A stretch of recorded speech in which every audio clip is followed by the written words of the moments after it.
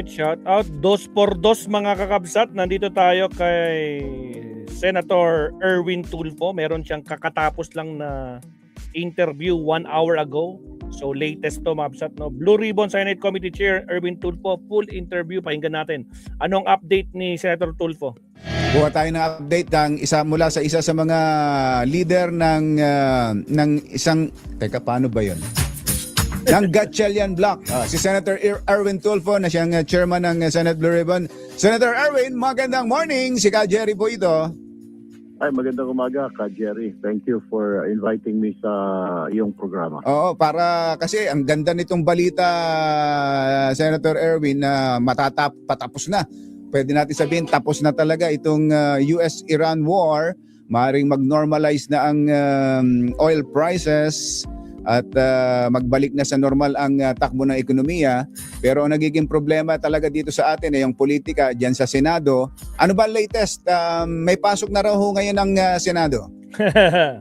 Actually, meron naman ongoing yan. Yung mga employees namin, kailangan silang pumasok Mondays to Thursdays. Pero kung if you're talking about session, naka-sinedi kami. Pero naka-adjourn pa kayo eh. Kung pwedeng magkaroon ng special session, maring Jerry, pag pinatawag ito ng Malacanang, ika nga yung dalawang kapulungan, hindi lamang po yung Senado, pati ang Kongreso. Kung may mga gustong ipatapos ang Pangulo, dahil huwag natin kalimutan next month ay yung kanyang State of the Nation address. At tama. Marami mga nakabinbin na mga mga panukalang batas na kailangan maaprubahan. Oo. Pero last week ay may mga pinag-work from home ang mga Senate employees dahil sa security threat. Kumusta ba ngayon? Na-check na ba 'yon? At saan ba nang gagaling yung threat diyan sa Senado, Senator Erwin? Actually, parang Jerry, intelligence info ito coming from the NBI. Alam naman natin na parang Jerry, tayo pare-pare nag-cover sa police beat. So ang intelligence info ay ongoing ang checking yan at coordination ng NBI with the PNP, AFP para masiguro at magkatugma-tugma yung kanilang mga reports. So yun yung nakuha namin last week from the NBI to make sure lang na safe ang mga empleyado ay pinag-work from home na lang muna ni Senate Pro Tempore Win Gatchalian. So ibig sabihin dahil papapasukin na ngayon, na-check na at pwede nating sabihin walang dapat ipag-alala ang mga Senate employees. May assurance kasi ang aming USA, si Major General Corpus, siya yung head ng USA ngayon. At may reinforcement din ng Philippine National Police galing kay General Nartates ng PNP. So we believe it is enough. Medyo bumaba yung threat at this point. So we're confident na pwede na magbalik yung aming mga empleyado, yung mga staff sa Senate. Okay. Ito, Senator Erwin, si Senator Villanueva ay laman ngayon ng mga pahayagan at banner story pa ng mga pahayagan. Ang sabi niya, sila ay a-attend sa special session. Nakikita niyo na ba, gaya ng US-Iran war na tapos na, nakikita niyo na rin ba ang end nitong problema sa Senado? Kami na nalangin, parang Jerry, na sana hindi lang si Senator Joel ang makaramdam ng ganyan, kundi lahat sila dyan sa minority. Hindi naman kailangan pakita kasi kayo sumanib sa aming pwersa, bagkos ang kailangan lang namin ay pumasok sila para ay magkaroon tayo ng sesyon, matapos yung mga panukalang batas. So kami po nagpapasalamat in advance kay Senator Joel for sabi niya na mag-attend siya kung may special session at sana pati yung iba na rin ay umattend na rin siguro para matapos magampanan namin yung aming mga trabaho parang kaso Senator Erwin, kasi nga ang sabi ni Marcoleta kapag magpapakita sila, kaya nga nag-boycott sila eh. Kaya sila nagbo-boycott kasi once na nagpakita sila, goodbye Cayetano na. Which is true, nangyayari yun. Kung nagpakita sila nung June 1, goodbye Cayetano. Pag nagpakita sila sa June 2, tapos si Cayetano. Di ba? Diyos ko Lord, ngayon tablado na, wala na. Putragis. Kaya galit na galit yung mga garapatang DDS dyan eh. Naku pa. Again guys, sa mga bagong pasok, Huwag kalimutan mag-like and subscribe. Hello? Oh, go ahead, Hello? go ahead, Senator. Paring Jerry, akala ko nawala. Hindi, Yes, sir. go ahead. Para So yung commitment, magawa na namin ang aming mga trabaho, Paring Jerry. so yung commitment ba ni Senator Joel pag-attend lang sa session o meron na rin siyang pasabi na he will join the new majority? Kung ano yung sinabi niya sa mga pahayagan, ayaw ko naman pangunahan yan na Paring Jerry. Kung ano yung sinabi sa pahayagan, sinabi niya na Yun. siya, ay kami natutuwa dahil ika nga, magkakaroon na ng talagang 13 katao. Pero yung magboboto siya ng Senate President, wala pang linaw. So, nakantabay lamang kami. Pero ongoing naman, mga dialogue, mga kaibigan niya na nasa grupo namin. Normal naman yun, Paring Jerry, na mga barkada niya dito sa majority, kinakausap siya at kinakumbinse, pero wala pang malinaw na balita. Bukod sa kanya, meron pa bang ibang kinakausap from Cayetano Block? May hinikayat na aside from Senator Joel, may dalawa pa, isang lalaki, isang babae, kung mahihikayat. Pero ongoing naman yung usapan bilang magkakaibigan. Nag-dinner, kumakain sa labas para mag-usap o dadalaw doon sa bahay ng isa para makapag-usap. Pero wala pa talagang malinaw na resulta doon sa mga kausap. Pag-uusap. So posibleng hindi lang 13, pwedeng maging 14 at pwedeng maging 15. Aray ko po, ang saklap doon. Ang saklap doon, naging 14, 15, 17 pa nga, sinabi ni si Attorney Dial ba yun? Posible.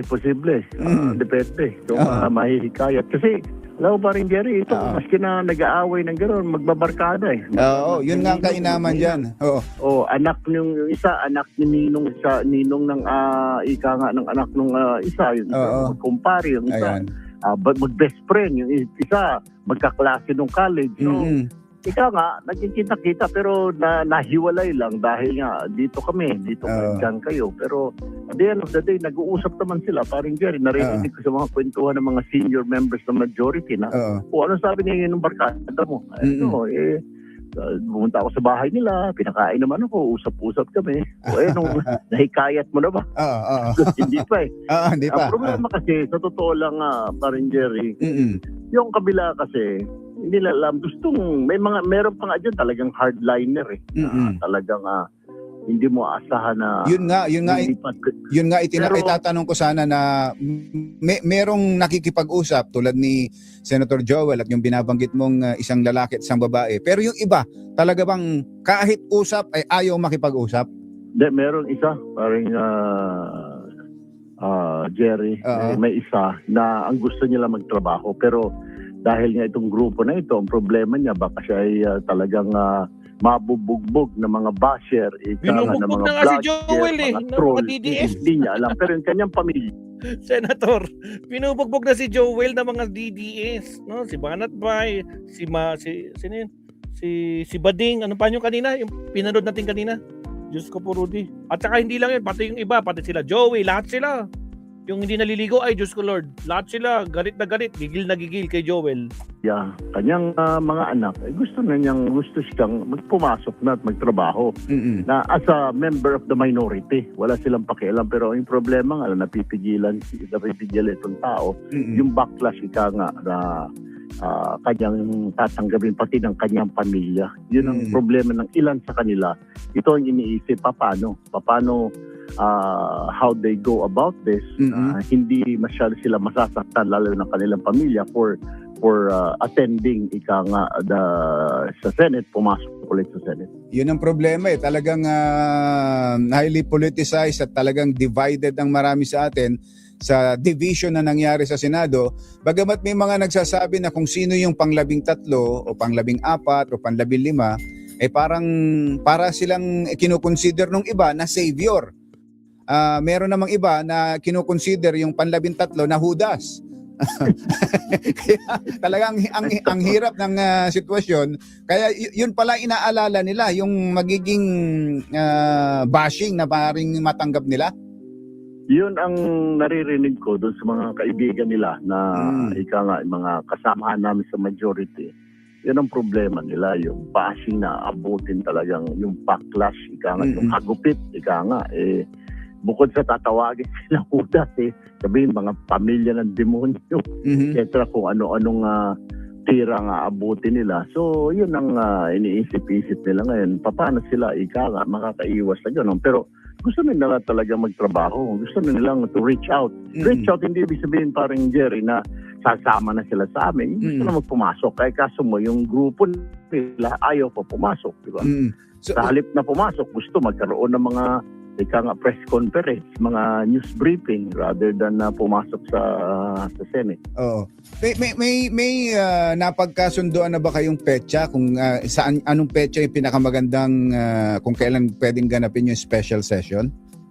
Manggagaling yun sa palasyo, Jerry. Ang palasyo magsasabi na kailangan mag-special session kayo para magawa ninyo. Actually, marami nakabinbin, parang Jerry. Yung kaya nga. Naawa kami yung 3 general na, Diyos ko po, aabutan. Kapag hindi na-confirm. Tapos yung 2 basketballista na ilang beses pabalik-balik, tapos nag-away lang kami, nakakahiya. Para maging Filipino citizen dahil naman talaga mga Pilipino yung kanilang mga nuno o angkan, hindi matuloy-tuloy. Ilang beses pumunta yan doon. Nandoon din yata nung dumating si Bato at nag-away-away, dumating din sila doon. Pero wala nangyari. Yung walk-out, nandoon din yung 2 mga PhilAm. Marami talagang hindi nagawang trabaho. Pero kung sakaling magkaroon ng special session at kung hindi pa rin umattend ang Cayetano Block, may magagawa ba kayo kung sakali may ma-accomplish ba kayo kung sakaling wala ang Cayetano Block? Ayun na sinasabi ni Senator Joel na mag-attend siya, malaking tulong yun para hindi na questionin kasi kini-question niya ng kabila, di ba?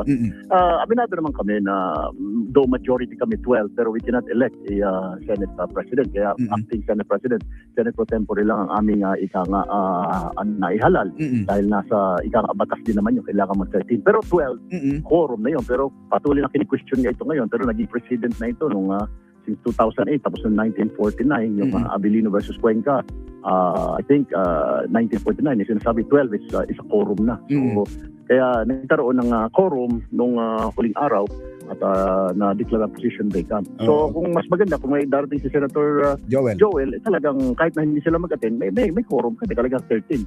At may matatapos at may ma-accomplish ang Senado. At may matatapos ng maliligayang araw. May matatapos ang maliligayang araw.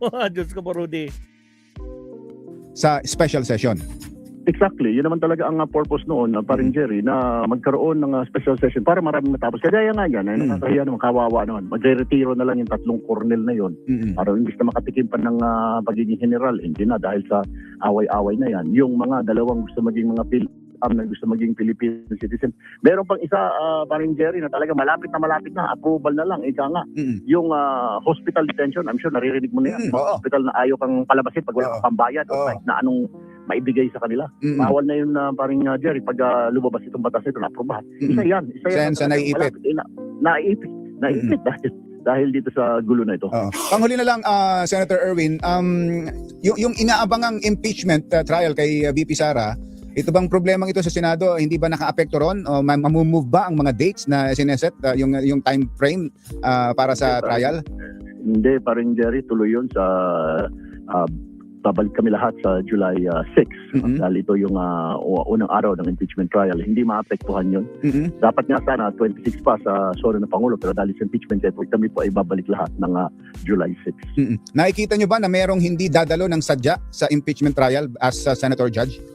Hindi ko alam, paring Jerry, pero sana umattend sila kasi magmumukha silang talaga magiging bias sila pag hindi sila nag-attend dahil parang binoboycott nila yung trial ulit kapag hindi sila umattend. Pero tingin ko mag-attend naman kasi they will be sending wrong signals, paring Jerry, na pag hindi sila nag-attend. Diba? Ay sana nga. Good luck sa atin. Sana matapos na yung problema sa Senado gaya ng problema ng US at Iran na natapos na. Tama ka, paring Jerry. Sana nga ay doon sa matagal naman kami naman, paring Jerry, anytime ready kami at talagang itutuloy namin yung trabaho namin dahil talagang kami bilang grupo lang ayaw mag-attend ay sana mag-attend na kasi alam mo, paring Jerry, mabilisan na lang. Go ahead. It's not about Marcos loyalist kayo, Duterte supporters kami, o Lenny followers kami. Wala nang ganyan eh. Kasi lahat naman nakakaramdam ng problema. Tama ka. Bakit? Pag mahal ba ang presyo ng gasolina, ang nakakaramdam lang noon yung Duterte supporters. Ganon din naman yung Marcos loyalist. Ganon din naman ang Lenny followers, di ba? Ganon din yung presyo ng mahal na bigas. Bakit? Libre ba ang bigas o may discount ba ang Marcos loyalist, yung Duterte supporter at saka Lenny followers? Hindi libre. Libre.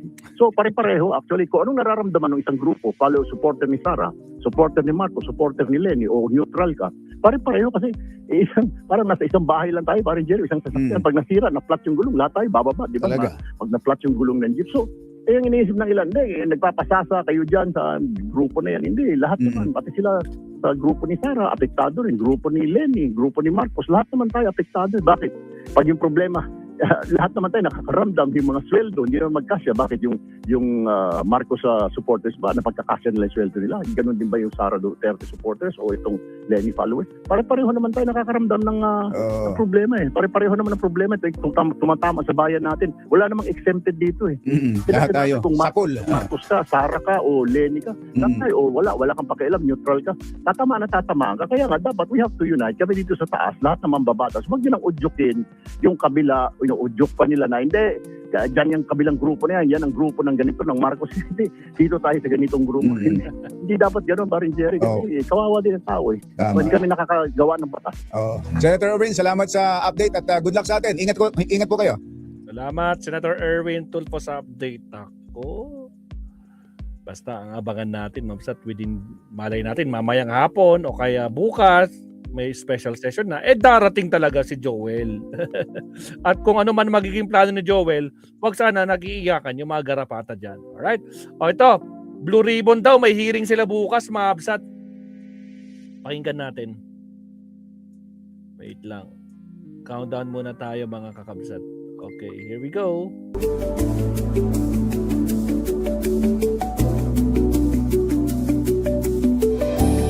Hosted